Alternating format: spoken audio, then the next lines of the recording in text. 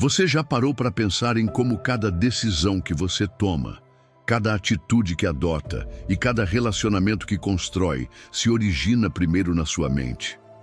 Assim como uma torre de controle que determina o que aterrissa e o que decola, a sua forma de pensar dita o rumo de todo o seu ser. A palavra de Deus não poderia expressar isso melhor. Assim como o homem pensa no seu coração, assim ele é. Quando ignoramos esse princípio, acabamos vivendo no piloto automático, reagindo às circunstâncias em vez de direcioná-las. Mas quando escolhemos alinhar os nossos pensamentos com o que Deus diz, descobrimos uma liberdade e uma certeza que superam qualquer desafio. Nos próximos minutos, quero te convidar a explorar comigo como os seus pensamentos podem se transformar de obstáculos em pontes para a vida plena que Deus planejou para você. Enquanto você escuta, lembre-se de que você não está à mercê do que o mundo dita. Pelo contrário, você tem a oportunidade de escolher, de filtrar, de redirecionar suas ideias e emoções para que, em vez de te limitarem, elas te elevem. Antes de começarmos, quero que você declare com convicção: hoje eu decido alinhar minha mente à verdade de Deus. Nenhum pensamento que não esteja de acordo com a sua palavra governará a minha vida. Que essa afirmação seja a chave que abre as portas da sua mente para a transformação que você tanto deseja. Número 1. O campo de batalha da mente. Imagine por um momento que você está dentro de uma sala de controle. Telas iluminadas, luzes piscando, sinais chegando de todos os pontos do sistema e um pequeno grupo de pessoas tomando decisões que afetarão voos inteiros, trajetórias, rotas e destinos. Assim é a sua mente, uma torre de controle espiritual, emocional e mental. Tudo o que você faz, sente, decide e vive do lado de fora, primeiro foi processado, aprovado ou rejeitado aí dentro. E Provérbios 4:23 não poderia ter dito com mais clareza: sobre tudo o que se deve guardar, guarda o teu coração, porque dele procedem as fontes da vida. No linguajar bíblico, o coração não é apenas um órgão físico ou um símbolo romântico. É o centro de tudo o que você é. É a sua mente, a sua vontade e as suas emoções. E Deus está te dizendo para colocar vigilância nesse lugar, porque o que acontecer ali vai determinar o seu destino. Cada pensamento que atravessa a sua mente deixa uma marca. E o mais impactante é que eles não são pensamentos aleatórios. A maioria é repetitiva, condicionada por experiências passadas, palavras que você ouviu, ambientes nos quais você cresceu, ou até ataques espirituais que tentam se infiltrar sem que você perceba. A mente humana gera milhares de pensamentos por dia. E embora não possamos parar esse fluxo, podemos sim aprender a filtrar, escolher e redirecionar. É aqui que entra a verdadeira batalha espiritual. Não está no que é visível, não está nos gritos nem nas circunstâncias. Está nesse espaço invisível onde você decide crer ou duvidar, confiar ou temer, amar ou rejeitar, perdoar ou se vingar. A Bíblia nos revela que, antes de um pecado se manifestar em ação, ele já ganhou espaço no pensamento. Ninguém cai de repente. Primeiro se tolera a ideia, se flerta com o pensamento, se normaliza o desejo e então se age. Por isso o inimigo não precisa de grandes armas para nos destruir. Basta uma ideia plantada com astúcia e alimentada com negligência. Ele conhece perfeitamente o valor estratégico da mente. Porque se ele conseguir controlar os seus pensamentos, acabará controlando toda a sua vida. E é aqui que a palavra de Deus se torna nossa defesa mais poderosa. Não estamos indefesos. Não somos vítimas do que pensamos. A Escritura nos dá autoridade e ferramentas para tomarmos o controle. A renovação da mente é um princípio espiritual, mas também tem base na ciência. A neurociência já demonstrou que pensamentos repetitivos formam conexões neurais que se transformam em hábitos. Ou seja, aquilo que você pensa constantemente acaba acreditando, sentindo e praticando. Mas se você começa a meditar no que Deus diz, não ocasionalmente, mas de forma consistente, você estará criando novas rotas mentais que mudam a maneira como você se vê, como sente, como responde e como vive. Guardar o coração é um ato ativo. Não é apenas evitar pensamentos ruins, mas alimentar pensamentos de vida, de verdade, de esperança, de fé. Filipenses resume isso perfeitamente. Tudo o que é verdadeiro, tudo o que é honesto, tudo o que é justo, tudo o que é puro, nisso pensai. Isso não é poesia, é estratégia de guerra espiritual, porque é você quem decide quais pensamentos ocupam o centro de comando. Você pode dizer não ao medo e sim à paz, não à culpa e sim à graça, não ao desespero e sim às promessas eternas do seu Pai. E se existe algo ainda mais poderoso do que tudo isso, é a capacidade de desenvolver autoconsciência espiritual. Aquele momento em que você para e pergunta: esse pensamento vem de Deus ou do inimigo? Me aproxima do propósito de Deus ou me afasta da sua vontade? Essa simples pergunta pode mudar o rumo do seu dia e, com o tempo, o rumo da sua vida. Porque quando você observa seus pensamentos sob a perspectiva de Deus, você já está começando a vencer. Então hoje, decida levantar uma muralha espiritual ao redor da sua mente. Decida que nem todo pensamento tem permissão para morar em você. Decida que a sua mente será solo fértil para a palavra de Deus e não para a semente do inimigo. Porque se o coração é a fonte da vida, então protegê-lo não é uma opção, é a sua prioridade espiritual. A batalha pela sua paz, sua fé, sua alegria e seu propósito é travada na sua mente. E você, com a ajuda do Espírito Santo, pode vencê-la. Lembre-se disso. Deus já te deu as armas. Agora cabe a você tomar o controle dos seus pensamentos, alinhá-los à sua verdade e começar a viver a vida de vitória que Ele já desenhou para você. Você está disposto a tomar essa decisão hoje? Porque aquilo que você guarda na mente define a vida que você está construindo. Número 2. Reconhecendo a origem dos nossos pensamentos. Você está em casa, tranquilo, tudo parece estar bem, até que, sem aviso, surge aquele pensamento. Talvez uma lembrança dolorosa, uma ofensa não perdoada, uma tentação que você achava já ter vencido. E então você se pergunta: por que estou pensando nisso? De onde isso veio? Será que eu não já mudei? Essa é uma das batalhas mais comuns na vida espiritual. Não é apenas o que fazemos que importa, é o que pensamos. Porque tudo começa aí. A Bíblia, em Tiago capítulo 1, versículo 14, nos revela com total clareza como esse processo funciona. Cada um é tentado quando atraído e engodado pela sua própria concupiscência. Depois, havendo a concupiscência concebido, dá à luz o pecado, e o pecado, sendo consumado, gera a morte. Essa passagem abre os nossos olhos para uma verdade profunda.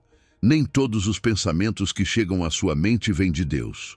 Na verdade, a maioria provém de 3 fontes distintas: Deus, você mesmo ou o inimigo que tenta te desviar.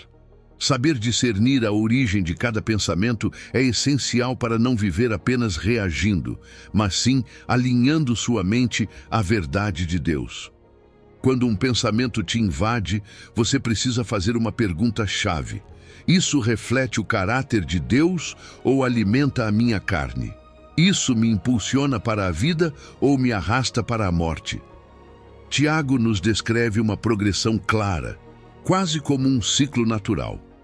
Tudo começa com um desejo interno, não com a tentação externa, mas com algo dentro de nós que a torna atraente.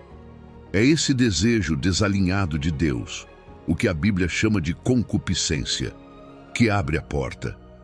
Depois vem a atração.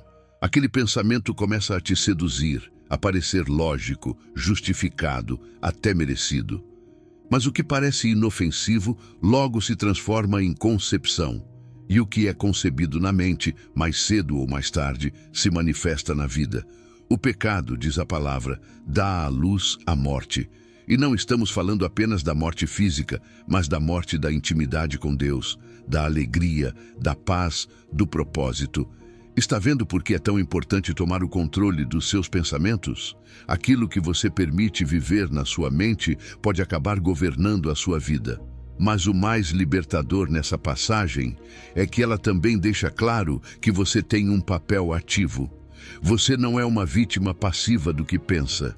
Você tem o poder, por meio do Espírito Santo, de identificar, confrontar e rejeitar todo pensamento que não venha de Deus. Porque a tentação não é pecado. Ser tentado não te torna culpado. O pecado começa quando você aceita o pensamento, o justifica, o acolhe e dá lugar a ele. Por isso, a verdadeira batalha é vencida muito antes de ser visível. Ela é vencida na mente. E não podemos ignorar as influências que muitas vezes moldam nossos pensamentos. Desde pequenos, absorvemos padrões de pensamento da nossa família, da cultura, da mídia. Vivemos em um mundo desenhado para semear ideias constantemente, mensagens que exaltam o ego, normalizam o pecado e ridicularizam a santidade. A programação é sutil, mas constante. Por isso, renovar a mente não é uma tarefa de um dia, mas um estilo de vida. Precisamos estar tão familiarizados com a palavra de Deus que possamos reconhecer instantaneamente quando um pensamento não está de acordo com a sua verdade. O inimigo não é criativo, mas é estratégico. Ele estuda seus pontos fracos. Sabe quando você está cansado, ferido ou distraído. É nesses momentos que ele lança pensamentos na sua mente como dardos. Pensamentos de dúvida, de medo, de desejo distorcido. Se você não estiver atento, pode cair no autoengano, começar a racionalizar esses pensamentos, justificar por que eles não são tão ruins, dizer a si mesmo que é normal ou humano pensar assim. Mas o que você racionaliza, você normaliza. E o que você normaliza, você acaba vivendo. Tiago não nos diz isso para nos condenar, mas para nos alertar. Ele nos mostra que cada pensamento é como uma semente, e você decide se vai regar ou descartar. O que parece pequeno hoje pode ter consequências gigantescas amanhã. Um único pensamento abrigado e acariciado pode se tornar o início de um efeito dominó que termina te afastando de Deus. Mas aqui está a boa notícia. Você também pode interromper esse efeito, pode quebrar o ciclo, pode levar cada pensamento cativo à obediência de Cristo. Pode decidir hoje que vai viver com discernimento, perguntando com sinceridade: esse pensamento reflete o coração de Deus ou o meu? Porque quando você toma o controle dos seus pensamentos, os filtra pela palavra e os alinha ao Espírito. Então sim, você começa a caminhar em verdadeira vitória. O campo de batalha está na sua mente, mas a vitória começa quando você escolhe não se guiar pelo que sente, e sim pelo que Deus já declarou. Você está disposto a começar hoje a reconhecer a origem dos seus pensamentos e decidir quais merecem permanecer? Porque o seu destino, a sua paz, a sua vitória começam naquilo que você decide pensar. Número 3. A transformação pela renovação da mente. Imagine por um instante que você está diante de dois caminhos. Um é largo, confortável, cheio de vozes que dizem: não tem problema, todo mundo faz isso, siga o fluxo. O outro é mais estreito, menos percorrido, te desafia a pensar diferente, a viver diferente, a não se conformar. Esse contraste visual não é apenas uma metáfora. É o mesmo dilema que Paulo nos apresenta em Romanos 12:2, quando diz: e não vos conformeis com este mundo, mas transformai-vos pela renovação do vosso entendimento, para que experimenteis qual seja a boa, agradável e perfeita vontade de Deus. Aqui não há espaço para neutralidade. Ou você é moldado pelo mundo, ou é transformado pela palavra. Quando Paulo fala sobre conformar-se, ele usa um termo no grego que se refere a adotar a forma de algo externo, como despejar água num molde.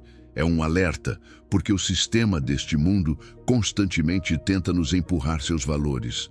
Sucesso sem propósito, prazer sem limites, identidade sem verdade, espiritualidade sem obediência.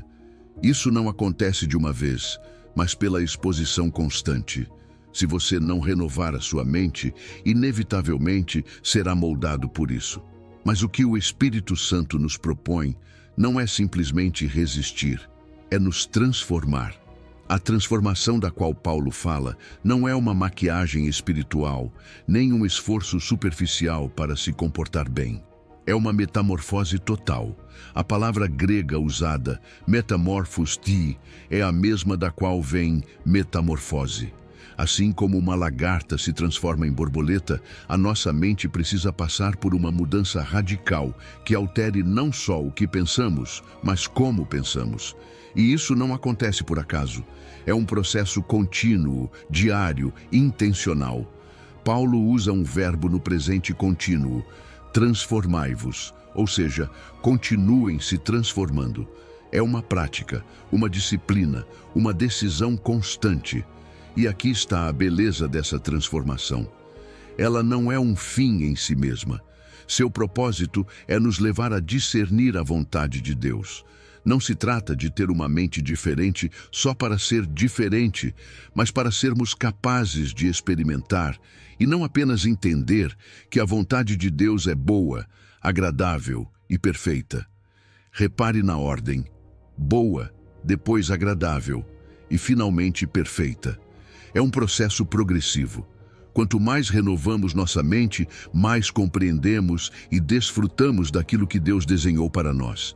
E não há nada mais libertador do que viver alinhado com a sua vontade. Agora, pensemos por um momento na pressão do mundo moderno.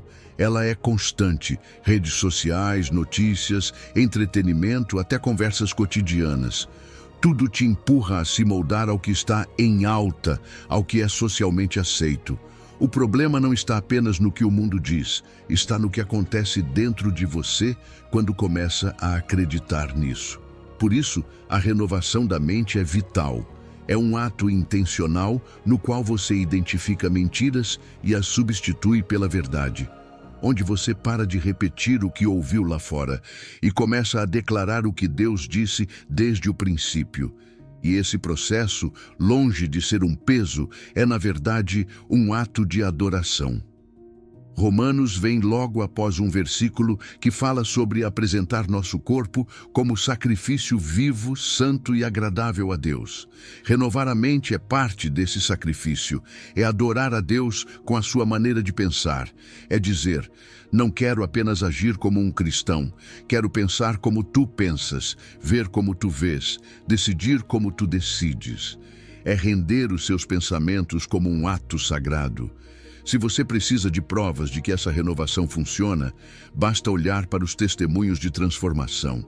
De Paulo, o perseguidor que virou apóstolo, até Agostinho, que passou de uma vida desregrada a um dos grandes pensadores cristãos. E ainda hoje, homens e mulheres que encontraram na palavra um novo sistema operacional para suas mentes. Isso mudou sua forma de ver o fracasso, a dor, o propósito e, por consequência, mudou sua vida. Então, a cada novo dia, você está diante dos dois caminhos: conformar-se ou transformar-se. Um exige zero esforço, basta seguir a corrente. O outro te chama a remar contra ela, a renovar seus pensamentos com a palavra, a viver alinhado com o que Deus deseja. Mas a diferença nos resultados é abismal. Porque quem se conforma se acomoda, mas quem se transforma, descobre. Descobre o poder da vontade de Deus e vive na dimensão onde a vitória não é um desejo, mas uma consequência. Deus não te pede para fazer isso sozinho. Ele já te deu o seu Espírito, a sua palavra e a comunidade da fé. Mas Ele sim te pede uma decisão clara. Você vai continuar se moldando ao que este século diz? Ou vai permitir que Deus transforme sua mente para que você viva o seu propósito? Porque uma mente renovada não apenas pensa diferente, vive em vitória. Número 4. Pensamentos cativos à obediência de Cristo. Imagine uma batalha em pleno deserto.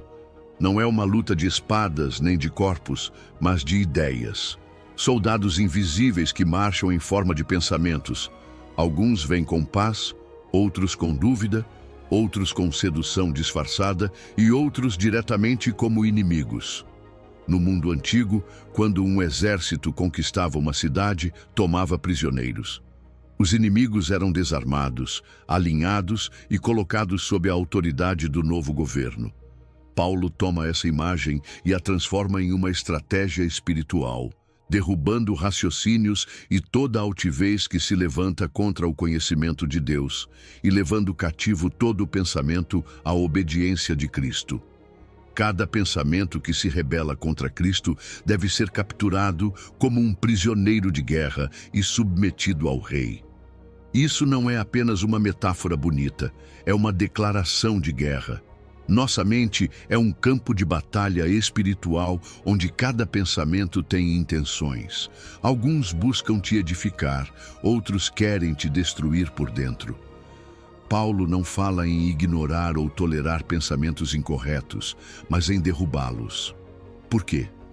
Porque há pensamentos que não estão apenas errados, estão em guerra aberta contra a verdade de Deus. Ideias que sussurram, você não é suficiente, Deus não te escuta, isso não tem solução. Esses pensamentos não são neutros, eles se levantam, se opõem e tentam ocupar um território que pertence a Cristo. E é aqui que entra a sua autoridade. Você não foi chamado para ser vítima dos seus pensamentos, mas guardião da sua mente. O Espírito Santo te deu a capacidade de discernir, identificar e tomar decisões internas que afetam tudo ao seu redor. Levar cativo implica uma ação deliberada. Não se trata apenas de resistir passivamente aos pensamentos negativos, mas de detê-los, examiná-los e submetê-los a um julgamento espiritual. Pergunte-se: este pensamento reflete a verdade de Deus ou o engano do inimigo? Este raciocínio me aproxima de Cristo ou me afasta da sua voz? A palavra raciocínios que Paulo utiliza significa pensamentos estruturados, sistemas de pensamento. Isso não diz respeito apenas a pensamentos passageiros, mas a filosofias inteiras que se levantam dentro de nós. Crenças formadas por traumas, doutrinas erradas, ideologias culturais que contradizem a palavra. Muitas vezes, esses pensamentos não aparecem como mentiras evidentes, mas como verdades racionais que parecem lógicas, mas negam o poder de Deus. Por isso, é vital não se contentar em pensar positivo, e sim aprender a pensar de forma bíblica. Ele também menciona altivez, que se refere ao orgulho intelectual. É aquela atitude mental que diz: eu sei mais do que Deus. Isso não se aplica ao meu caso. A Bíblia é antiga demais para os problemas modernos. Qualquer pensamento que se exalta acima do conhecimento de Deus precisa ser derrubado. E essa derrubada não acontece com força humana, mas com armas espirituais. Paulo não fala em gritar com os pensamentos, mas em exercer autoridade com a verdade revelada. E é importante notar que Paulo escreve isso para uma igreja inteira. Essa não é apenas uma luta pessoal, também é coletiva. Em nossas comunidades de fé, também devemos derrubar raciocínios que se infiltram nos ensinamentos, na cultura interna, ou até mesmo na forma como interpretamos as Escrituras. A obediência a Cristo não é apenas um chamado individual, é um chamado comunitário. E isso começa com uma mente treinada, disposta a ser corrigida pela palavra. A chave de tudo isso está no final do versículo: a obediência a Cristo. Esse é o objetivo final de todo pensamento redimido. Não basta dizer: esse pensamento é neutro, ou pelo menos não faz mal. O alvo não é neutralizar o pensamento, é levá-lo a obedecer a Cristo. Que cada pensamento seja um servo da vontade de Deus e não um sabotador do propósito eterno. Porque uma mente obediente não é uma mente vazia, é uma mente rendida, ativa, poderosa e alinhada. Manter essa disciplina exige algo que muitos esquecem: um inventário mental constante. Assim como um comerciante revisa seu estoque ao final do dia, também devemos revisar nossos pensamentos. Que ideias tolerei hoje que não glorificam a Deus? Que raciocínios deixei entrar sem filtro? Essa prática transforma sua mente, porque onde há vigilância, há direção. E onde há direção, há vitória. Coríntios nos lembra que não estamos à mercê dos nossos pensamentos. Temos autoridade espiritual para capturá-los e submetê-los. É uma guerra silenciosa, sim, mas cada vitória mental é uma vitória espiritual. Da próxima vez que um pensamento tentar te dominar, não converse com ele, dê uma ordem. Eu te levo cativo à obediência de Cristo, porque uma mente rendida a Ele é uma mente que caminha em vitória. Número 5. A palavra como filtro dos nossos pensamentos. Imagine por um momento um sistema de filtragem de água. Água turva, contaminada, cheia de impurezas entra por um lado, e ao passar por uma série de filtros projetados com precisão, o que sai é água limpa, transparente e segura para beber. Ninguém beberia a água direto do esgoto, certo? Então, por que muitas vezes permitimos que pensamentos contaminados circulem livremente em nossa mente sem nenhum filtro? Em Filipenses 4:8, o apóstolo Paulo nos entrega justamente esse sistema de purificação espiritual. Quanto ao mais, irmãos, tudo o que é verdadeiro, tudo o que é honesto, tudo o que é justo, tudo o que é puro, tudo o que é amável, tudo o que é de boa fama, se há alguma virtude e se há algum louvor, nisso pensai. Esse versículo é mais do que uma sugestão bem intencionada. É uma estratégia de vida, um guia prático para tomar o controle dos nossos pensamentos, alinhá-los à palavra de Deus e viver em vitória. Paulo nos dá 8 filtros, 8 critérios claros que funcionam como guardiões da nossa mente. Não é uma lista simbólica. É um padrão espiritual para avaliar se aquilo que você está pensando, vendo ou ouvindo merece ter lugar dentro de você.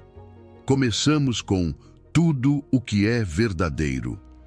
Em um mundo onde a mentira se disfarça de informação e a verdade é relativizada conforme os interesses do momento, esse filtro nos lembra que não podemos construir pensamentos sólidos sobre areia movediça.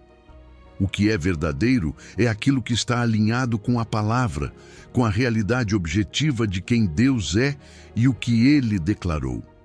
Se um pensamento não passa pelo filtro da verdade, não tem lugar. Depois vem tudo o que é honesto, ou como também pode ser traduzido, tudo o que é nobre. É o tipo de pensamento que eleva, que honra, que traz dignidade. São ideias que não degradam nem rebaixam, que refletem a grandeza de termos sido criados à imagem de Deus. Quantas vezes nossos pensamentos se tornam cínicos, sarcásticos ou depreciativos, até mesmo conosco? Esse filtro nos faz parar e perguntar: isso honra a Deus e à sua criação? Tudo o que é justo nos conduz ao campo da equidade, da integridade, do tratamento correto. Não podemos ter uma mente alinhada com o reino enquanto toleramos pensamentos que justificam a injustiça, que se calam diante do abuso ou que se acomodam à hipocrisia. Se Deus é justo, nossos pensamentos devem refletir o seu caráter. Em seguida, Paulo menciona tudo o que é puro. E aqui entra a limpeza do coração. A intenção sem mácula, o olhar sem luxúria, o pensamento sem duplicidade. Em uma cultura saturada de imagens impuras e mensagens contaminadas, esse filtro é urgente e indispensável. Depois aparece tudo o que é amável, aquilo que promove a paz, que edifica, pensamentos que não são agressivos, que não causam guerras internas, que não alimentam rancores. E em seguida, tudo o que é de boa fama, o que tem uma reputação honrosa, o que não está associado à vergonha nem ao escândalo. Paulo encerra com um resumo: se há alguma virtude e se há algum louvor, nisso pensai. É como se dissesse: se você não sabe por onde começar, aqui está um resumo prático. Se algo não é virtuoso, nem glorifica a Deus, simplesmente não merece a sua energia mental. E o mais forte é que Paulo não diz: tente pensar nessas coisas se puder. Ele escreve em forma de imperativo: nisso pensai. É uma ordem. Um convite firme para escolher intencionalmente para onde você direciona sua atenção. Porque sua mente não é terra de ninguém, é território sagrado.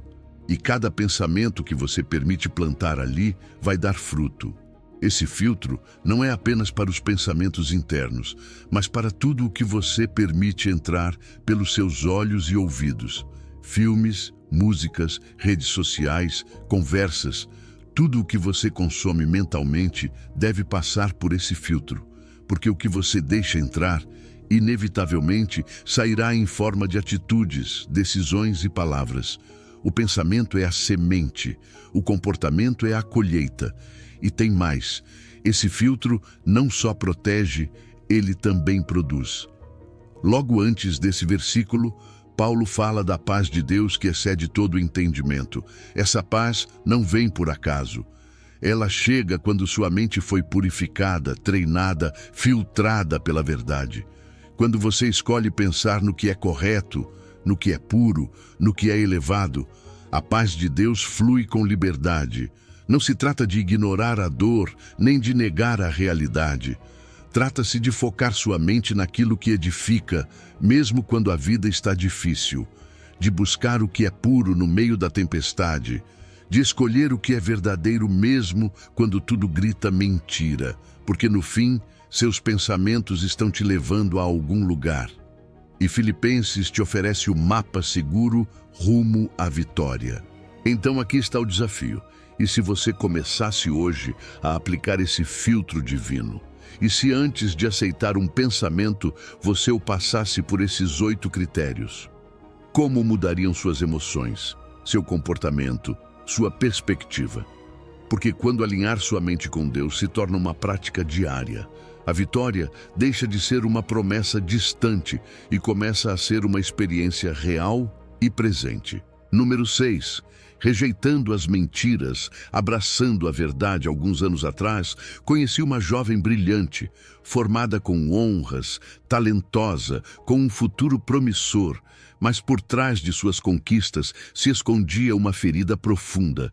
Desde criança, ela ouviu vozes, não imaginárias, mas reais, que diziam que ela não era suficiente, que não servia para nada, que nunca chegaria longe. Essas palavras, repetidas com força emocional, se transformaram em pensamentos, e esses pensamentos em crenças. Mesmo com evidências claras de seu valor diante de si, ela vivia como se estivesse condenada ao fracasso. O que havia acontecido? Uma mentira, plantada em seu coração, criou raízes. E as correntes mais fortes nem sempre são de ferro, são aquelas que se formam na mente. As que se disfarçam de verdade, mas são pura distorção. Jesus, em João 8,32, nos deu uma promessa que pode mudar tudo. E conhecereis a verdade, e a verdade vos libertará. Essa frase, muitas vezes citada, não é apenas um princípio filosófico, é uma chave espiritual. Mas atenção, Jesus não disse que a liberdade viria apenas por desejá-la, nem por lutar desesperadamente contra a escravidão. Ele disse que a liberdade vem como resultado de conhecer a verdade. Não qualquer verdade, mas a verdade. Porque nesse mesmo capítulo, ele declara: eu sou o caminho, a verdade e a vida. Não se trata simplesmente de saber mais, mas de conhecer mais profundamente aquele que é a própria verdade encarnada. A palavra conhecereis, no original grego, implica uma experiência progressiva. Não é um dado que você memoriza, é uma verdade que você vive. É um relacionamento que se aprofunda com o tempo.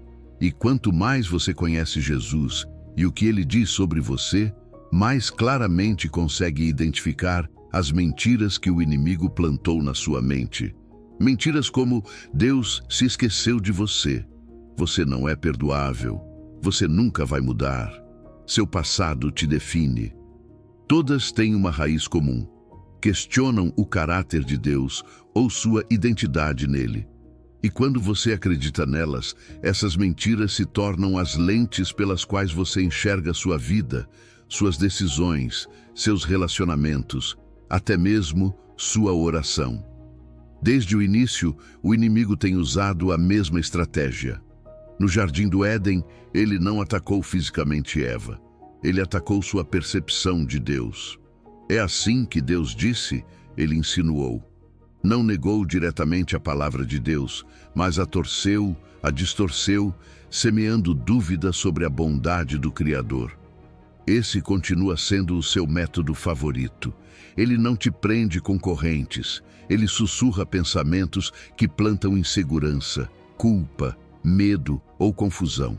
E se você os aceita como verdadeiros, logo passa a viver como se fossem.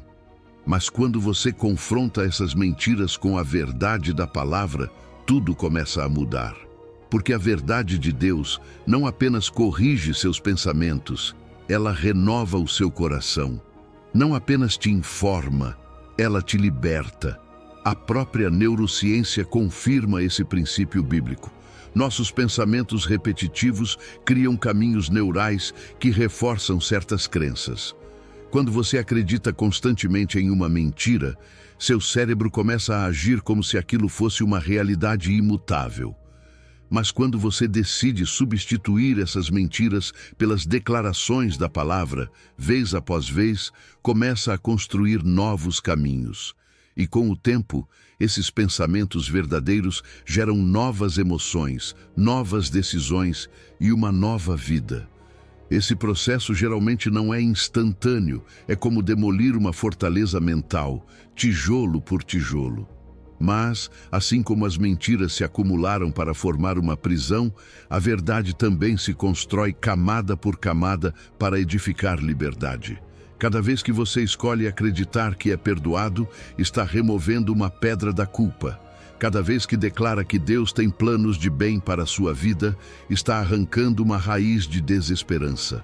Cada vez que repete o que Deus diz sobre você, mesmo que suas emoções digam o contrário, está dando mais um passo em direção a uma mente alinhada com a verdade. Esse ciclo é poderoso. Mentira, emoção, ação. Mas o reverso também é verdadeiro. Verdade, convicção, transformação. Por isso, Jesus não nos convidou apenas a evitar mentiras. Ele nos chamou a permanecer em sua palavra, a viver nela, a filtrar tudo por meio dela. Só assim a verdade se torna uma força libertadora ativa. João 8,32. Não é apenas um versículo inspirador. É um mapa para a liberdade. Não porque você ignora a dor, mas porque escolhe não se definir por ela. Não porque nega a luta, mas porque escolhe não deixar que a mentira tenha a última palavra. Então, te faço uma pergunta direta. Que mentiras você tem acreditado? Que pensamentos você aceitou sem filtrá-los pela verdade de Deus? Hoje, você pode começar a romper esse padrão. Pegue cada pensamento e leve-o à palavra. Pergunte, isso é o que Deus diz ou é o que o inimigo plantou? Porque quando você decide viver pela verdade, aquilo que antes te oprimia perde sua força. E passo a passo, você começa a caminhar em uma liberdade real, profunda, duradoura. A liberdade que só a verdade pode dar. Número 7. A batalha pela paz mental. Segundo estudos recentes, mais de 300 milhões de pessoas em todo o mundo sofrem de ansiedade. E, se formos honestos, não é preciso ler estatísticas para saber disso. Basta olhar ao nosso redor, ou dentro de nós mesmos. Vivemos presos em um ciclo incessante de pensamentos. O que vai acontecer amanhã? O que vão dizer de mim? Como vou resolver isso? E se tudo der errado? Nossa mente corre mais rápido do que nossos pés. Saltamos de uma preocupação para outra, como se não houvesse freio.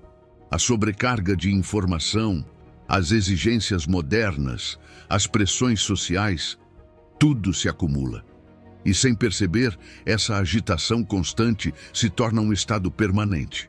Mas isso, e ouça com atenção, não é o plano de Deus para a sua mente. Em meio a um tempo de caos nacional, Isaías escreveu uma promessa que não perdeu sua validade nem poder. Tu conservarás em perfeita paz aquele cuja mente está firme em ti, porque ele confia em ti. Isaías 26:3. Esse versículo é como um oásis no deserto mental em que vivemos. Não é apenas poesia bonita, é uma chave espiritual, uma fórmula divina para viver em paz.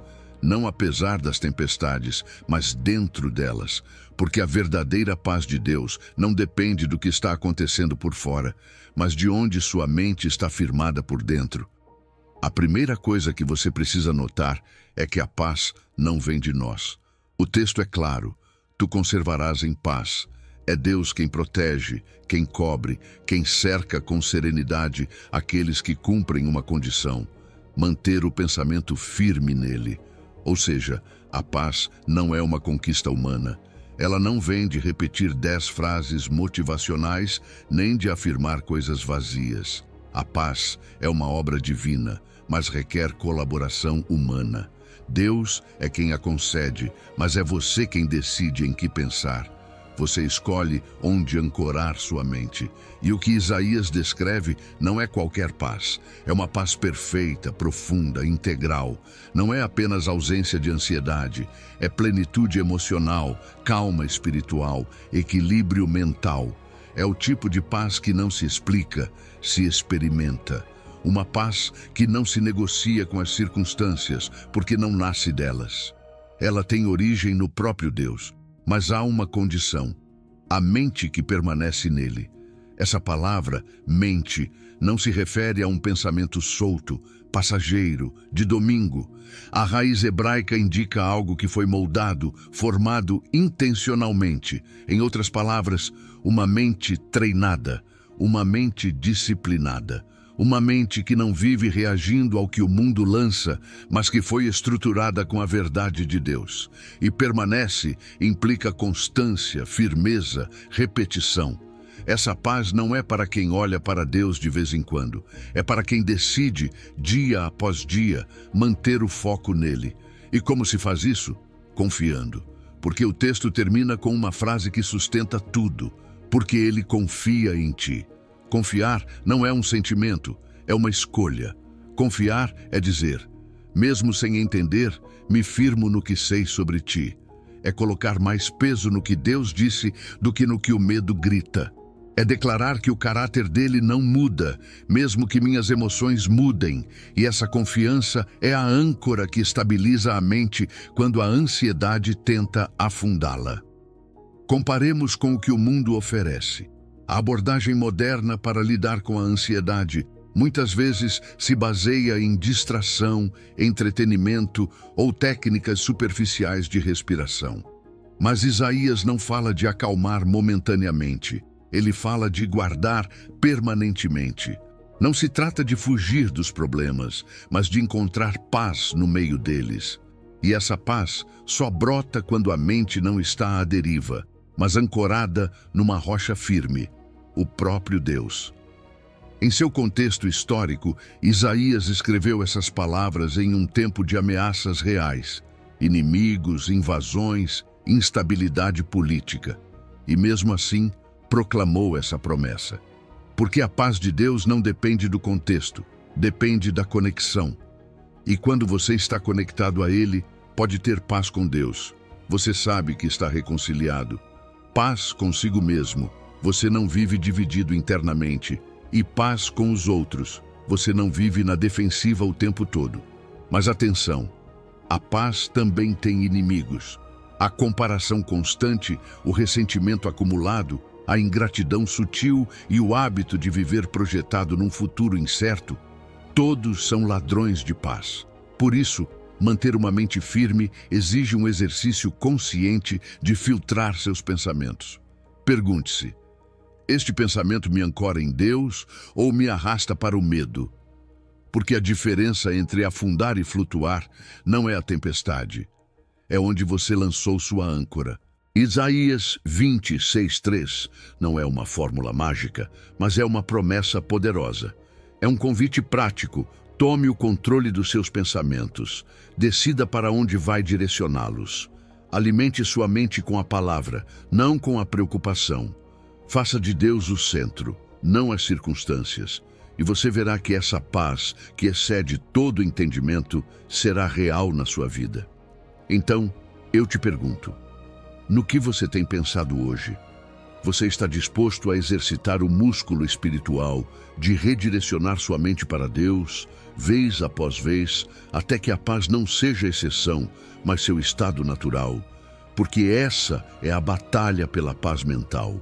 E em Cristo você já tem tudo para vencê-la. Número 8. Pensamentos que envenenam versus pensamentos que curam. Na medicina, existe uma verdade que pode parecer contraditória, mas é profundamente sábia.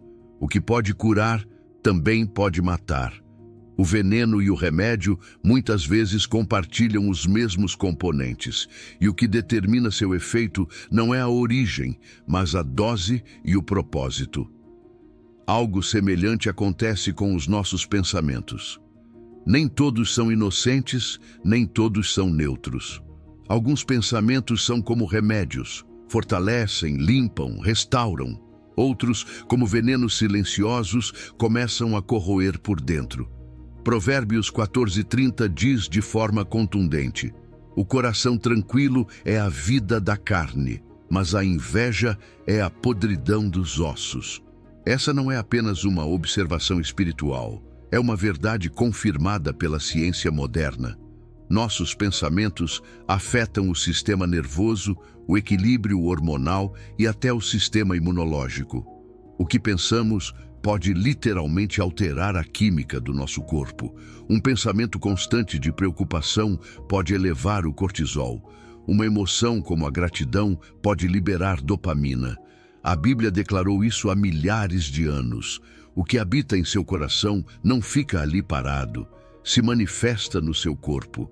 O contraste que esse provérbio apresenta é direto e radical. De um lado, o coração tranquilo, que no hebraico também pode ser traduzido como coração saudável ou espírito em paz, traz vida para o corpo, ou seja, promove saúde integral.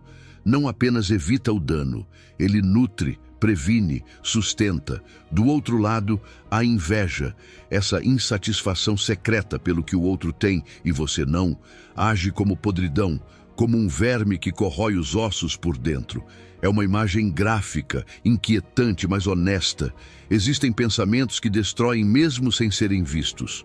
Como uma doença degenerativa que avança em silêncio, a inveja, o ressentimento, a comparação não fazem barulho no início, mas acabam corroendo a paz, a saúde e a comunhão com Deus.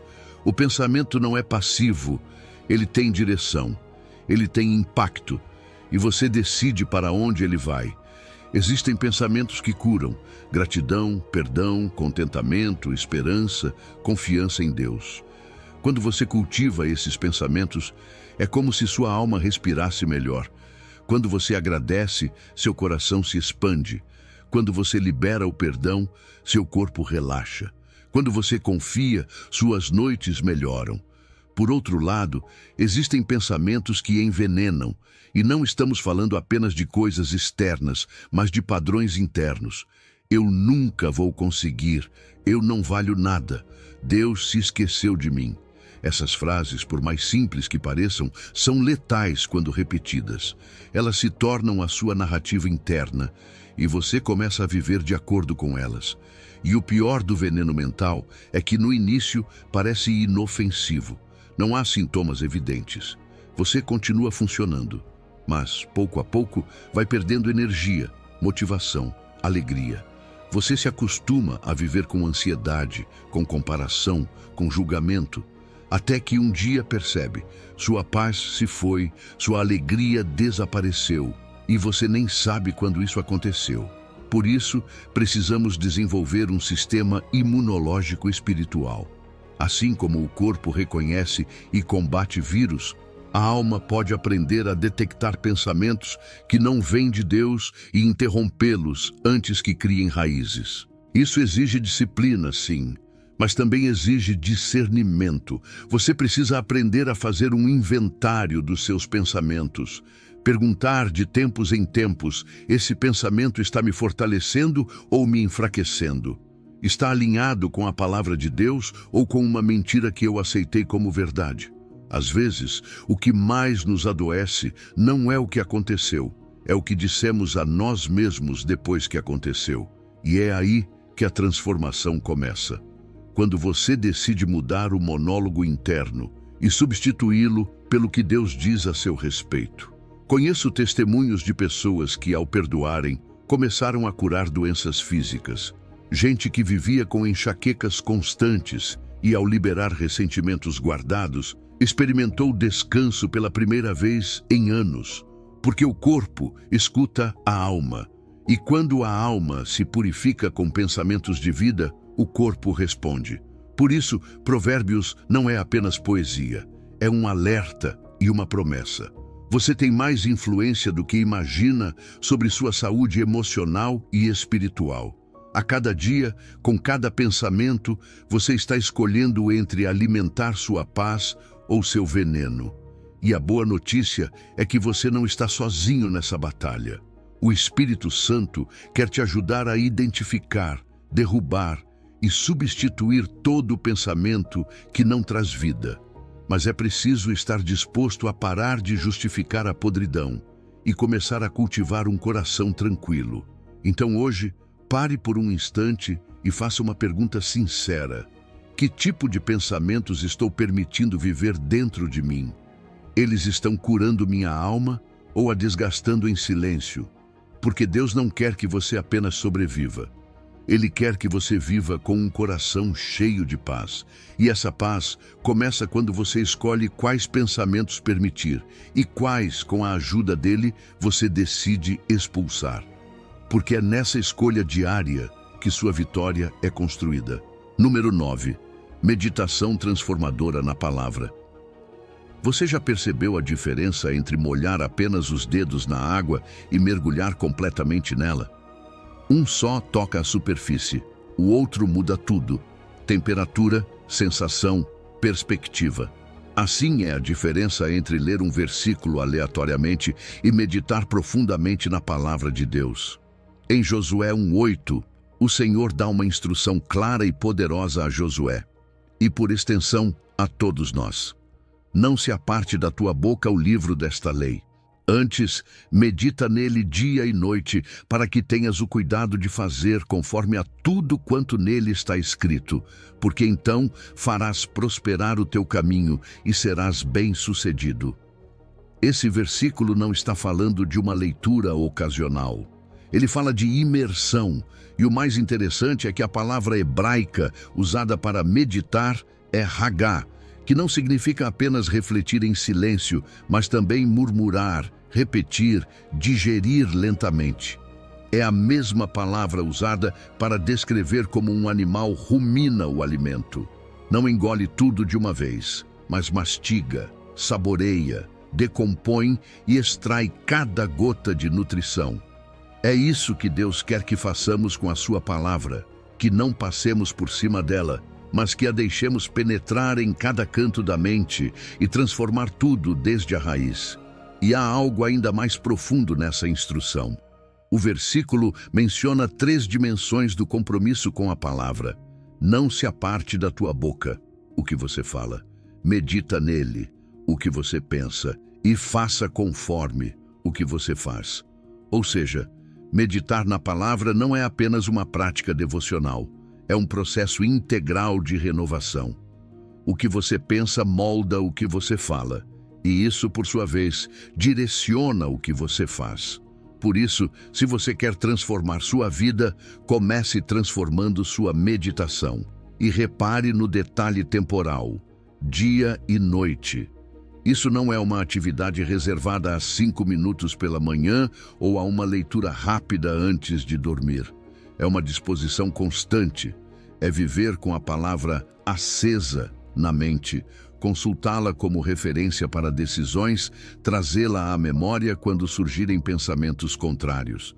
Assim como nossos celulares recebem notificações 24 horas por dia, Deus quer que nossa mente esteja constantemente notificada pela sua verdade. Por quê? Porque a meditação produz obediência. E a obediência, diz o texto, conduz à verdadeira prosperidade. Não se trata de um sucesso superficial ou egoísta, mas de um caminho guiado pela sabedoria de Deus, onde até os tropeços se tornam lições e cada passo tem direção. Essa é a prosperidade que o mundo não pode imitar nem prometer. Uma vida com propósito, paz, estabilidade e fruto duradouro. Agora, isso não acontece automaticamente.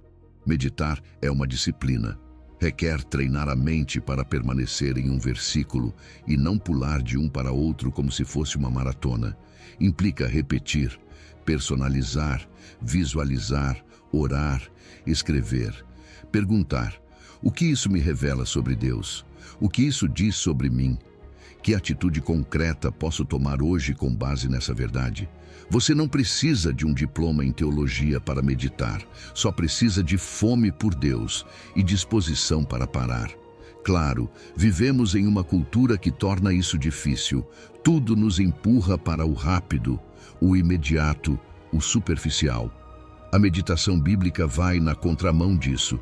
Exige pausa, exige foco e, acima de tudo, exige resistência à distração. Mas, assim como um músculo se fortalece com treino constante, sua mente se torna mais firme, mais lúcida, mais alinhada à verdade quando você pratica a meditação constante na palavra. Personagens como Davi, Paulo ou Agostinho foram homens profundamente transformados por essa prática. Eles não eram sábios apenas porque sabiam muito, mas porque ruminavam as Escrituras. Elas estavam na sua boca, na sua mente, nas suas ações. Isso lhes dava direção na batalha, discernimento na escuridão e firmeza na provação. E o mais poderoso é que a meditação na palavra funciona como um sistema imunológico espiritual. Assim como o corpo precisa de nutrientes específicos para combater doenças, sua mente precisa da nutrição diária da palavra para resistir a pensamentos tóxicos, mentiras culturais e ataques do inimigo. Quando a palavra está ativamente dentro de você, fica mais fácil reconhecer o que não vem de Deus. Seu discernimento se aguça, sua mente se fortalece, seu espírito se eleva. Josué 1:8 não é apenas um conselho espiritual, é uma estratégia divina. É a chave para tomar o controle dos seus pensamentos e alinhá-los à verdade que liberta, edifica e transforma. Deus promete prosperidade real e direção clara para quem decide viver assim. A pergunta é: você continuará apenas tocando a superfície ou vai mergulhar de vez na verdade que pode renovar sua mente e mudar a sua história? Porque quando você faz da palavra o seu alimento constante, você não apenas pensa diferente, você vive diferente. Número 10. Da mente ao coração. Cultivando novos desejos. Maria sempre foi apaixonada por música, mas não por qualquer tipo de música. Letras que exaltavam a fama, o dinheiro, o prazer sem limites. Era seu refúgio, seu escape, sua forma de conectar-se. E embora conhecesse a Deus, sentia que abrir mão desse tipo de canções era como abrir mão de uma parte de si mesma. Até que um dia decidiu tentar. Não por obrigação, mas como um ato de obediência. Começou a se expor intencionalmente a músicas que honravam a Deus, ainda que no começo não causassem a mesma emoção. Passaram-se semanas, depois meses, e algo mudou. Seu ouvido mudou. Seu coração mudou. Aquelas músicas que antes amava começaram a parecer vazias, e o que no início soava estranho tornou-se seu verdadeiro deleite. Essa transformação, embora pareça pequena, revela um princípio poderoso. Nossos desejos podem ser transformados. O Salmo 37:4 resume isso com um convite profundo. Agrada-te do Senhor, e Ele satisfará os desejos do teu coração. Esse versículo não está dizendo simplesmente que Deus vai nos dar tudo o que quisermos. Ele nos diz que Deus transformará aquilo que desejamos quando aprendemos a encontrar nosso prazer nele. E isso começa na mente, porque os desejos do coração não surgem do nada. Eles nascem, crescem e se consolidam a partir dos pensamentos que alimentamos todos os dias. Assim como uma bússola se alinha ao norte, nossa alma se alinha àquilo que mais contemplamos. Aquilo que você consome com os olhos, repete na mente e abriga no interior. Tudo isso molda seus anseios. A cultura atual nos ensina o oposto. Siga seu coração, dizem. Faça o que sentir, repetem. Mas a Bíblia é clara, nossos desejos por natureza são desordenados. Nem todos são dignos de serem seguidos. Na verdade, muitos são fruto do ego, de feridas não curadas ou de influências externas. Por isso o salmista não diz, faça o que seu coração quer, mas sim, agrada-te do Senhor. E então, seu coração começará a desejar o que realmente é bom para você, o que te preenche, o que permanece. E aqui está o detalhe mais interessante. Agrada-te é um verbo no imperativo. Não é uma emoção espontânea, é uma escolha. É como treinar o paladar para apreciar alimentos saudáveis. No início, pode parecer difícil, mas com o tempo, seu corpo e sua alma passam a preferir aquilo que realmente nutre. Deleitar-se em Deus nem sempre começa com fogos de artifício. Às vezes começa em silêncio, com uma oração sincera, com um tempo de adoração a sós, com a leitura lenta de um salmo. E quanto mais você faz isso, mais fácil se torna. E quanto mais você faz, mais seus desejos mudam. E quando os desejos mudam, suas orações também mudam. Você já não pede mais a Deus aquilo que acha que precisa.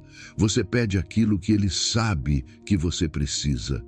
E nessa sintonia, algo lindo acontece. Seus pedidos são atendidos, não porque Deus mudou, mas porque você mudou. Porque agora os seus anseios se parecem com os dele. Esse processo de transformação não é mágica. É fruto de uma mente que escolhe alimentar pensamentos que direcionam o coração para Deus. Pensamentos de gratidão, reverência, confiança, contemplação. Quando você escolhe pensar na fidelidade de Deus, em vez de nas suas frustrações, você está cultivando deleite.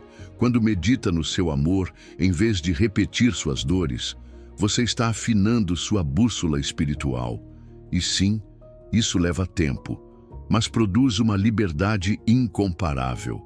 E não fomos chamados para viver isso sozinhos. A adoração coletiva, os testemunhos de outros crentes, a comunhão com a comunidade, tudo isso potencializa o nosso prazer em Deus. Quando compartilhamos o que Ele tem feito, nosso afeto por Ele cresce. O deleite se torna contagioso e a transformação se acelera. Então, e se hoje você começasse a treinar sua mente para se deleitar em Deus? E se trocasse os pensamentos passageiros que alimentam seus desejos egoístas por verdades eternas que alinham seu coração com o céu? O que mudaria nas suas decisões, nas suas metas, nas suas orações? O Salmo 37:4 não é uma fórmula para manipular Deus. É um convite para permitir que Ele forme em você um novo coração. Um coração que não é arrastado pelo que dá vontade, mas que flui com o que Deus deseja para você. Porque quando o deleite nele se torna sua prioridade, Ele cuida de alinhar todo o resto, da sua mente até os seus desejos mais profundos. Número 11. Vencendo o medo com pensamentos de fé. Imagine um jovem brilhante, preparado, com um talento evidente diante de uma grande oportunidade. Falar para uma audiência.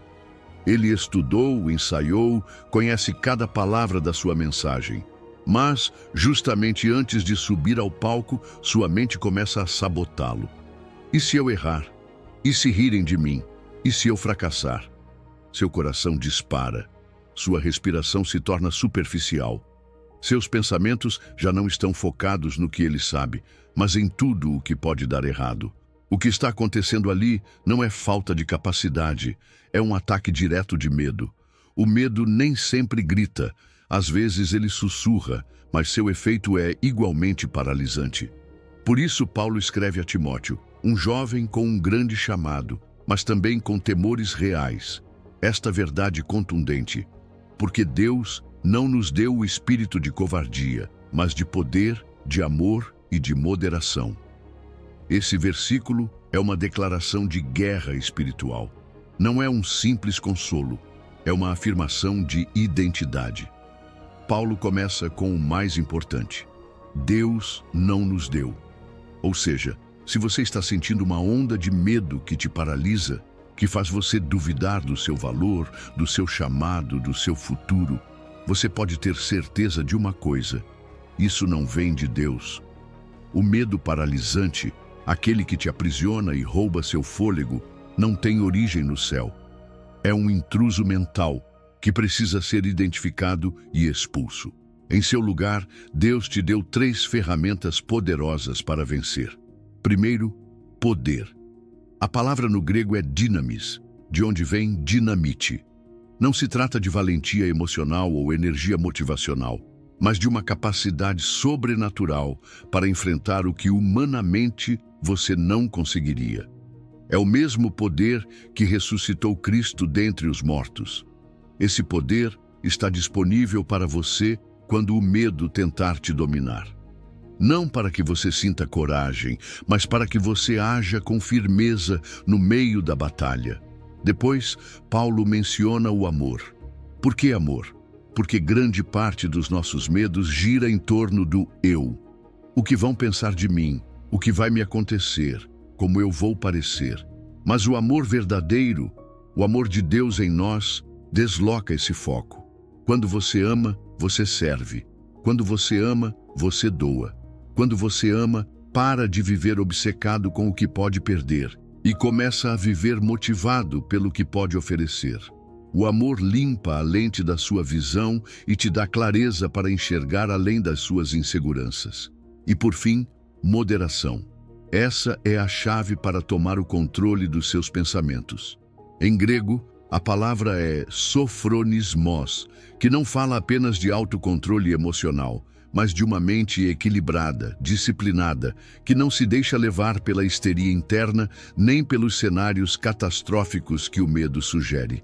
É a habilidade de falar com sua própria mente e dizer: isso não é verdade, isso não foi o que Deus disse, isso não me define. O medo funciona como um falso profeta. Ele te mostra um futuro de derrota que quase nunca se concretiza. Mas, enquanto você acredita, vive como se já tivesse acontecido. E toda vez que você dá ouvidos ao medo, cede mais um pedaço de território mental. Por isso, é vital desenvolver um sistema de alerta espiritual. Aprender a detectar quando um pensamento está sendo guiado pelo medo. Às vezes, ele se disfarça de prudência, outras vezes de lógica ou até de preparação para o pior. Mas se o fruto é ansiedade, bloqueio, paralisia, não vem de Deus. E aqui há algo ainda mais profundo. O medo revela a temperatura da nossa fé. Ele funciona como um termômetro espiritual. Se o medo está em alta, provavelmente nossos pensamentos estão mais focados nas circunstâncias do que nas promessas. Mais conectados com o "e se" do que com o "eu sou". Porque onde colocamos nossos pensamentos, para lá se inclina o nosso coração. Por isso, a moderação é essencial, porque não se trata de sentir fé, mas de pensar com fé. A diferença entre um crente paralisado e um que avança nem sempre é a ausência de medo, mas a maneira como ele interpreta o medo. O que avança aprendeu a reconhecer o medo como um impostor. E em vez de obedecê-lo, responde com a verdade: Deus não me deu isso, isso não me define, eu tenho poder, eu tenho amor, eu tenho moderação. Então, da próxima vez que o medo bater à sua porta, porque ele vai, não tente lutar com suas próprias forças. Responda com aquilo que já te foi dado. Lembre-se do que Deus instalou no mais profundo do seu ser e diga àqueles pensamentos sombrios: eu não fui criado para temer. Eu fui criado para avançar em fé, com poder, amor e domínio próprio. Essa é a sua identidade, essa é a sua herança, e é isso que faz a diferença entre viver limitado pelo medo ou avançar na vitória que Deus já te assegurou. Número 12. Da preocupação à confiança. Imagine que cada preocupação na sua vida é uma pedra. Algumas são pequenas, como um atraso no trânsito ou um mal-entendido. Outras são grandes, pesadas, como a incerteza financeira, um diagnóstico médico ou um relacionamento quebrado. Agora, imagine que todas as manhãs você coloca uma mochila invisível nas costas e começa a carregar todas essas pedras. Ao longo do dia, você vai recolhendo mais e mais. Algumas você pega sem perceber. Quando a noite chega, essa mochila mental está te esmagando. Essa é a experiência diária de milhões de pessoas. Nem sempre é visível por fora, mas por dentro o peso é real. E é a esse peso que Paulo se refere em Filipenses 4:6, não com um conselho vazio, mas com um processo prático que tem poder espiritual e efeitos reais. Não andeis ansiosos por coisa alguma.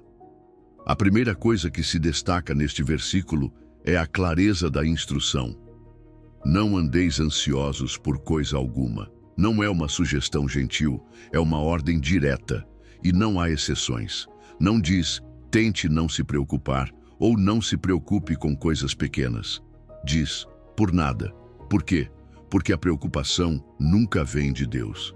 Na verdade, a palavra grega usada aqui para ansiosos é merimnao, que literalmente significa dividir a mente. E é exatamente isso que a preocupação faz. Ela nos parte por dentro. Uma parte de nós quer confiar, mas a outra está obcecada em resolver, controlar, antecipar. Essa mente dividida não pode viver em paz nem em fé. E Deus quer que vivamos inteiros e não fragmentados. Mas Paulo não para na proibição. Ele nos dá uma alternativa, um substituto. Porque ninguém consegue simplesmente parar de pensar em algo pela força de vontade. Nossa mente precisa de direção, precisa de uma ação substitutiva. Por isso ele escreve, sejam em tudo conhecidas diante de Deus as vossas petições. Aqui começa a mudança de foco. Você tira o pensamento do medo e o coloca no altar da confiança, mas não de qualquer maneira. Paulo menciona 3 passos claros: oração, súplica e ação de graças.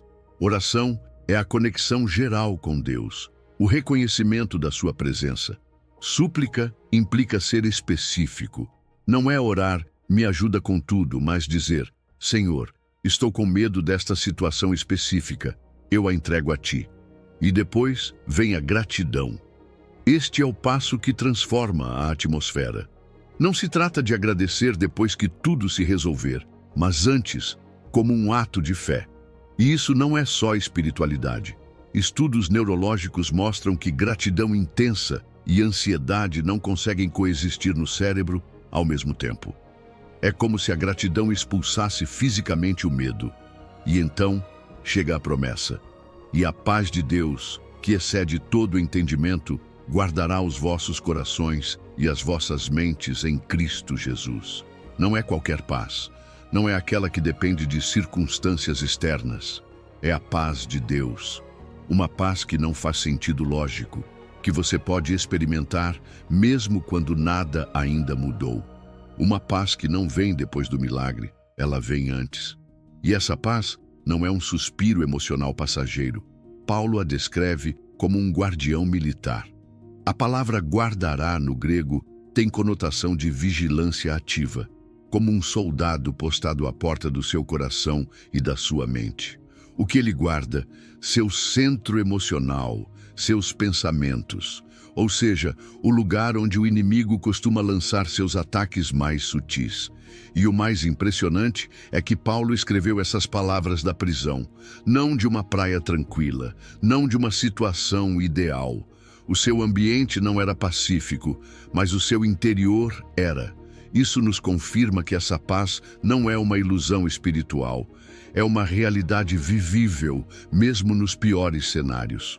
Quando oramos com ações de graças, não estamos apenas nos comunicando com Deus, estamos reprogramando nossa mente, literalmente. A oração muda padrões neurais, abre novas rotas de confiança e, com o tempo, nossa reação automática deixa de ser preocupação e passa a ser oração. Então, toda vez que surgir uma preocupação, e elas virão, você tem uma decisão a tomar. Vai colocá-la na mochila ou no altar? Vai ruminar essa ansiedade ou transformá-la em súplica com gratidão? Esse processo não nega a realidade dos problemas, mas te conecta com uma realidade mais poderosa. Deus está presente, ouve e responde. E enquanto isso, a paz dele te cobre como um escudo. Filipenses é um convite para uma troca divina, para liberar cada pedra que te pesa e receber algo que nenhum psicólogo, guru ou influenciador pode te oferecer. A paz de Deus. Uma paz que guarda, que protege, que liberta. Você está disposto a começar hoje mesmo? Não amanhã, não quando tudo estiver bem. Hoje, porque essa mochila não foi feita para você, mas a paz, sim. Número 13. Pensamentos que edificam relacionamentos. Imagine dois cenários dentro da mesma casa. No primeiro, uma esposa exausta, depois de um dia longo e cheio de responsabilidades, serve o jantar. Seu marido prova uma garfada e comenta com desdém: "A comida está meio sem gosto hoje." Ela abaixa o olhar, não discute, mas por dentro ela desmorona.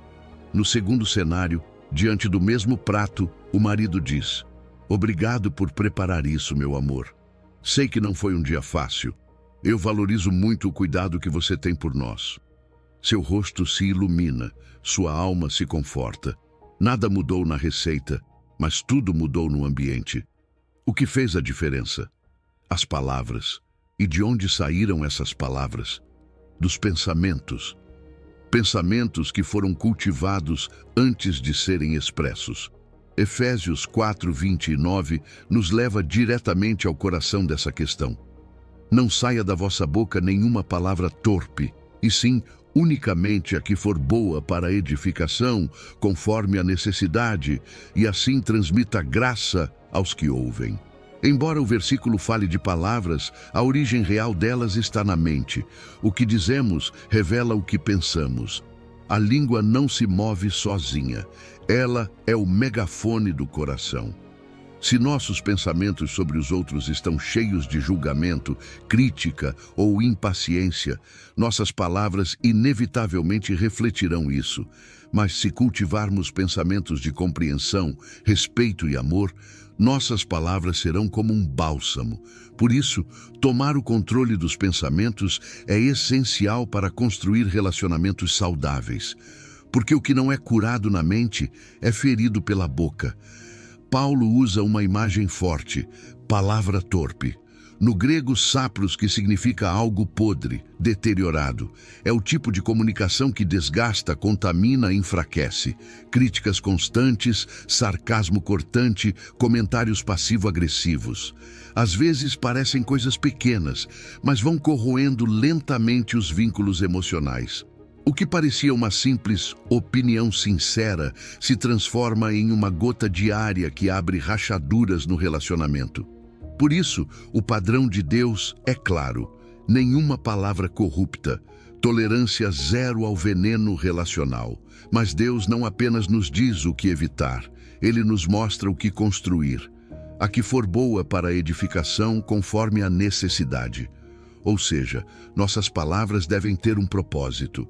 Devem levantar o outro, fortalecer, animar, curar. E há um detalhe importante: conforme a necessidade.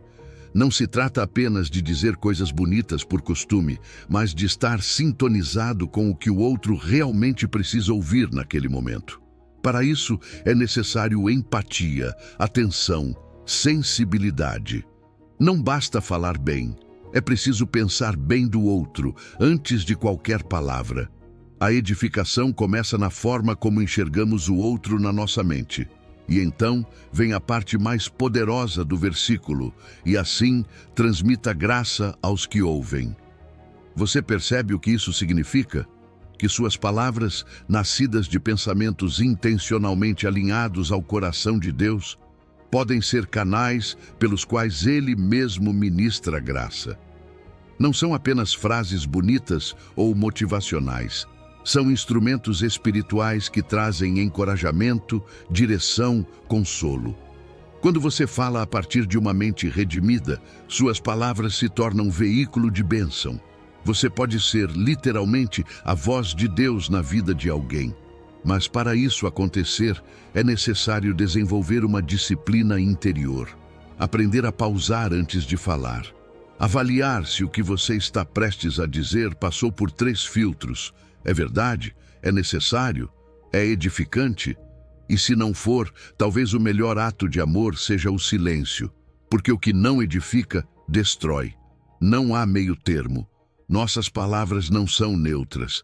Pense assim, cada pensamento que você tem sobre uma pessoa é como um tijolo, e cada palavra que você pronuncia é a colocação desse tijolo na construção do seu relacionamento com ela.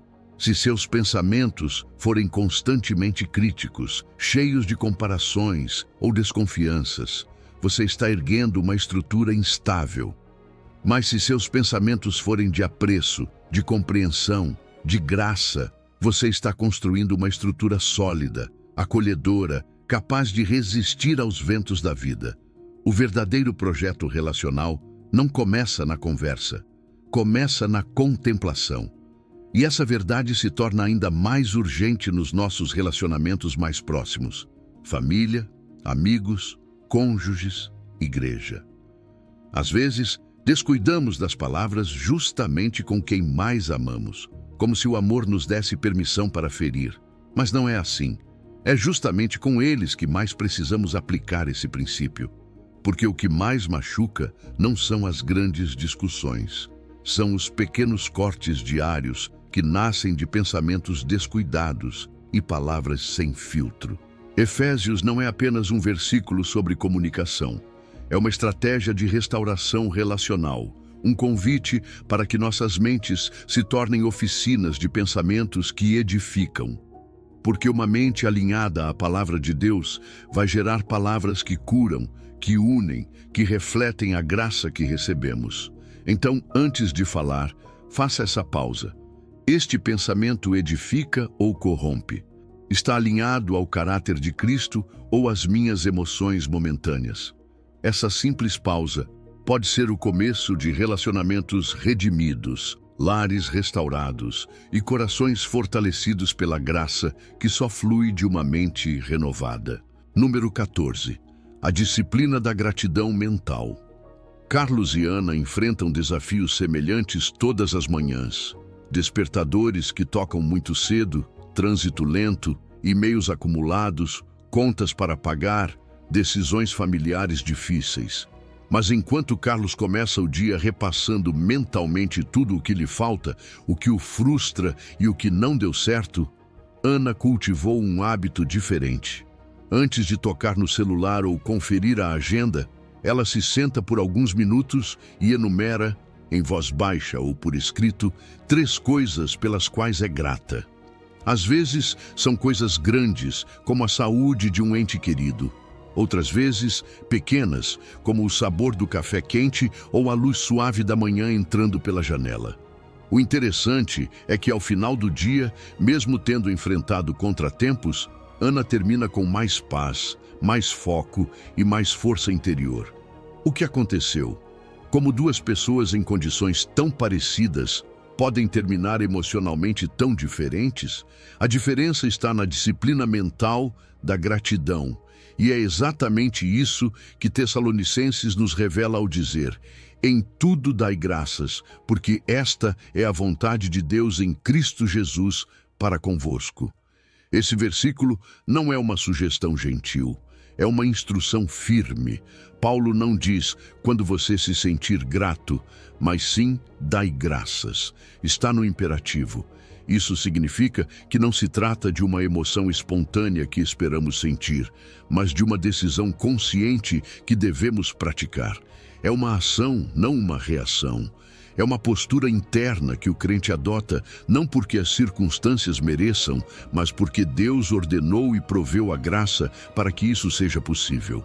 Agora, esse mandamento não diz, dai graças por tudo, mas em tudo. Isso é crucial. Deus não nos pede para aplaudirmos o sofrimento, a injustiça ou a dor. Ele não espera que celebremos o que é mal, mas sim nos convida e nos capacita a encontrar espaço para a gratidão mesmo dentro da dor, a reconhecer sua presença, sua fidelidade, seu consolo, seu propósito mesmo em meio à dificuldade. Porque a gratidão não apaga a dor, mas nos impede de sermos consumidos por ela.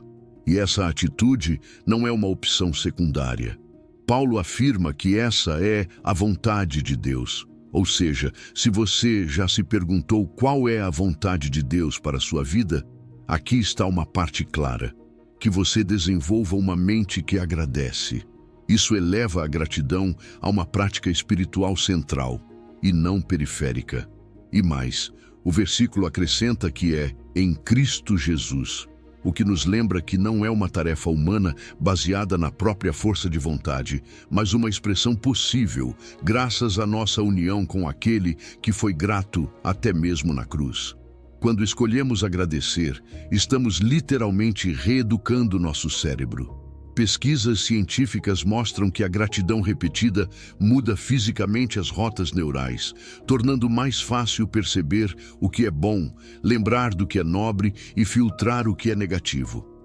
Assim como um músculo cresce com treino, a mente grata se fortalece com a prática diária. Não se trata de negar o que dói, mas de ampliar nossa visão e não reduzir nossa vida apenas ao que falta. E isso tem um impacto tremendo não só na nossa saúde emocional, mas também na vida espiritual. Romanos 21 nos lembra que o início do declínio espiritual da humanidade não foi a imoralidade, foi a ingratidão. Não o glorificaram como Deus, nem lhe deram graças. Ou seja, quando deixamos de agradecer, deixamos de enxergar. E quando deixamos de ver Deus no cotidiano, nosso coração se obscurece. Mas quando cultivamos a gratidão como disciplina diária e não como uma emoção esporádica, criamos um filtro mental que intercepta pensamentos tóxicos antes que criem raízes. É como instalar um sistema de defesa que detecta e neutraliza pensamentos de reclamação, comparação, amargura e desesperança. É como dizem, é impossível inspirar e expirar ao mesmo tempo. Da mesma forma, é impossível manter um pensamento genuíno de gratidão e um de reclamação destrutiva ao mesmo tempo. Um expulsa o outro. E essa gratidão não fica apenas no âmbito pessoal. Ela tem um efeito expansivo. Quando uma pessoa agradecida entra em um ambiente, ela muda a atmosfera. Gratidão é contagiosa, edifica quem ouve, inspira quem observa e convida outros a buscar a fonte dessa paz. É por isso que Paulo apresenta esse mandamento em meio a uma série de instruções comunitárias. Não é só para o seu bem-estar, mas para o de todo o corpo de Cristo. Então aqui está o desafio. Hoje, em meio às suas lutas, suas limitações, suas orações ainda sem resposta, você consegue encontrar 3 coisas pelas quais agradecer, não como uma fórmula mágica, mas como um ato de obediência, uma reprogramação dos seus pensamentos e uma declaração de fé. Porque dar graças em tudo é dizer a Deus, não entendo tudo, mas confio em Ti. E enquanto isso, escolho ver a Tua mão, a Tua bondade e o Teu propósito. E ao fazer isso, você está tomando o controle dos seus pensamentos, está alinhando-os com a sua palavra e, passo a passo, está caminhando em vitória. Número 15. Vitória sustentada. O hábito da renovação contínua. Imagine sua mente como um jardim, um espaço que no início foi semeado com esperança, alegria e clareza. Talvez você tenha tido um encontro transformador com Deus, uma experiência que reorientou completamente seus pensamentos, um retiro espiritual, um momento de adoração em que tudo parecia estar alinhado com o céu. Mas, como um jardim sem irrigação, sem cuidado diário, sem podar o que atrapalha, o mato começa a crescer. Pensamentos que você não cultivou intencionalmente criam raízes. Comparação, desânimo, impaciência, orgulho sutil. O jardim começa a se deteriorar. Já aconteceu com você? Aquilo que um dia foi renovação vibrante se transforma em rotina esquecida.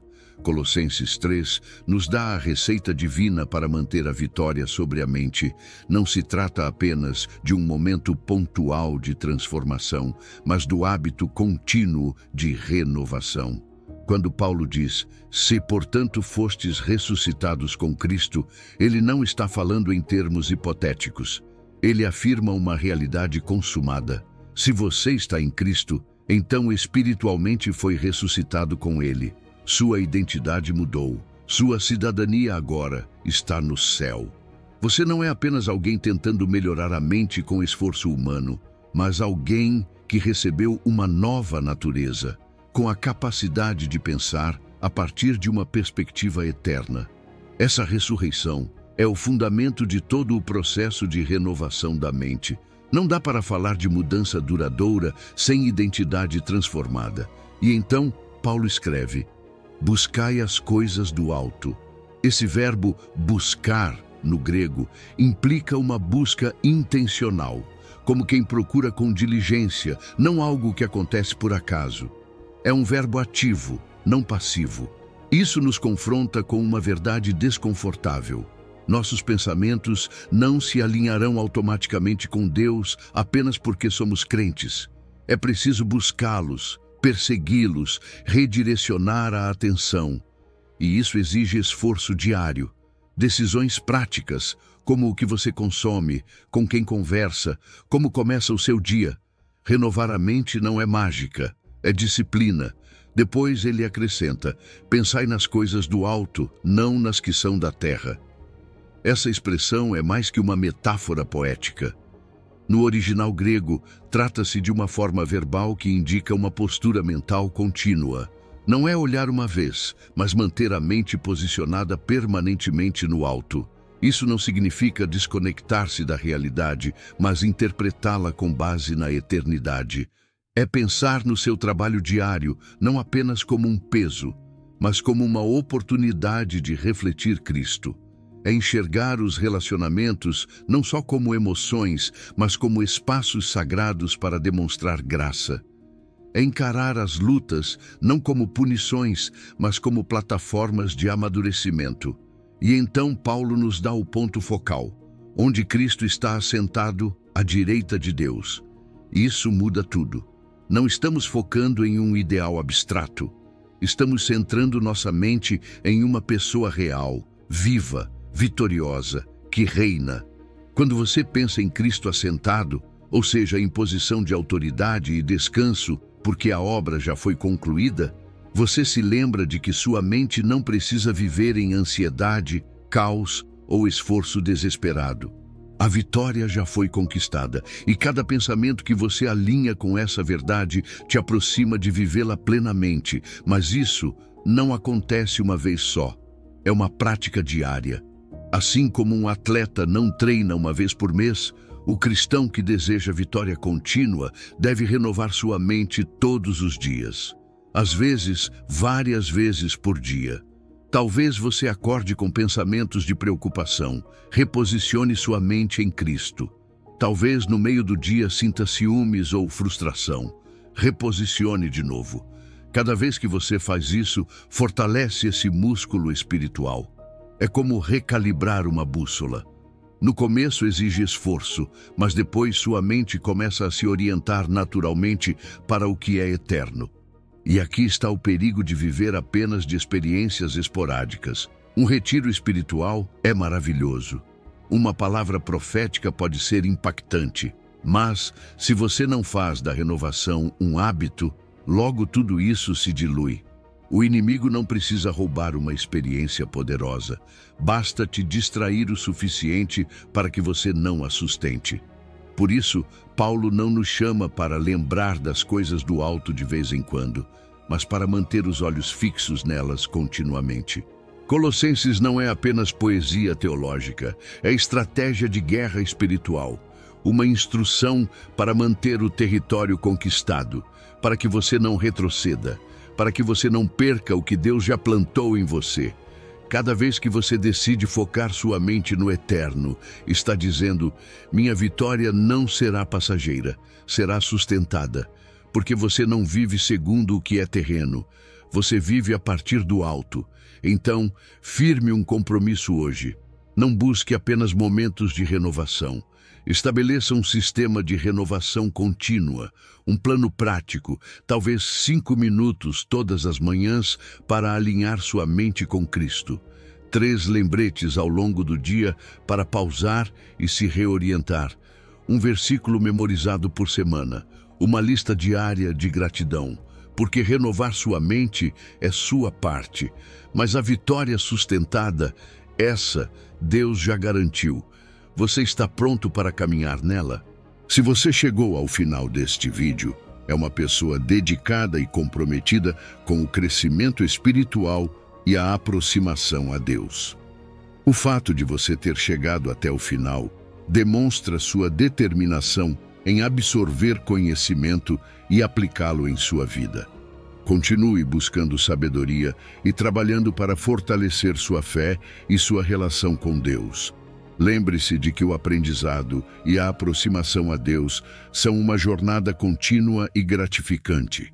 Meus vídeos ajudam pessoas de todas as idades a se aproximarem de Deus, redescobrindo ensinamentos esquecidos e aprofundando na palavra divina.